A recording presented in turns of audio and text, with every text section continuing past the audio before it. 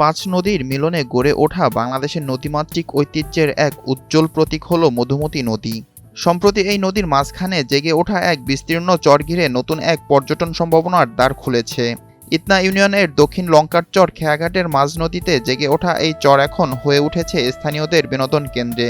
এপারে দক্ষিণ লঙ্কার চর, ওপারে মাঠলা, দুই পারের হাজার হাজার মানুষ প্রতিদিন ভিড় জমাচ্ছেন এই চরে। স্থানীয়দের কাছে এটি এখন মিনি কক্সবাজার, কেউ আবার তুলনা করছেন সেন্ট মার্টিনের সঙ্গে। নদীর মাঝখানে সাদা বালুর বিস্তীর্ণ প্রান্তর, হালকা বাতাস আর ঢেউয়ের শব্দ মিলিয়ে এক মনোমুগ্ধকর পরিবেশ তৈরি হয়েছে, যা স্বল্প খরচে পরিবার পরিজন নিয়ে ঘুরে আসার আদর্শ স্থান হয়ে উঠেছে। খুবই মজা, আনন্দ।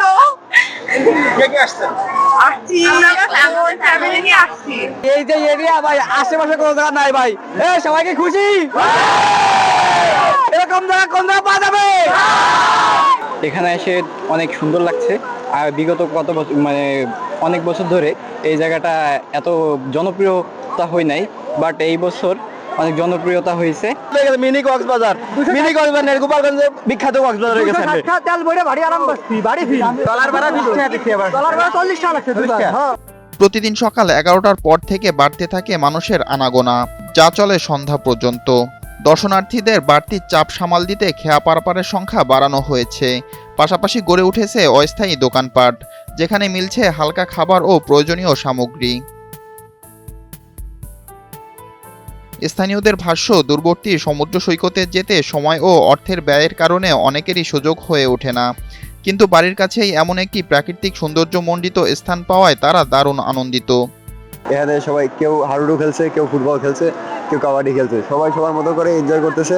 সবকিছু মিলে আনন্দের মুহূর্তটা খুবই উপভোগ করতেছি। আশা করি আপনাদের সবার দাওয়াত থাকবে, আসবেন ইনশাআল্লাহ। আমি আসছি কাশিয়ানী থেকে, আপনারা সবাই আসবেন। এটা হচ্ছে আপনার গোপালগঞ্জ জেলার কাশিয়ানী থানার মধ্যে অবস্থিত মধুমতি নদীর তীর। সবাই আসবেন, সবাই দাওয়াত ছিল। কক্সবাজার মেন আমরা নিজেরা ভাইরাল করছি, প্রথমে আমরা বন্ধুরা এসে ভাইরাল করছি। এখন দেখেন কত এলাকা থেকে, কত দূর এর থেকে মানুষ আসছে আমাদের এই মিনি কক্সবাজারে। এখানে আমি প্রথমবার এসেছি, আমার মনে অনেক ভালো লাগতেছে যে এত লোকজন দেখে, মনে একটা উৎফুল্ল চলতেছে। মানে 2-3 হাজারের লোকেরও বেশি হবে।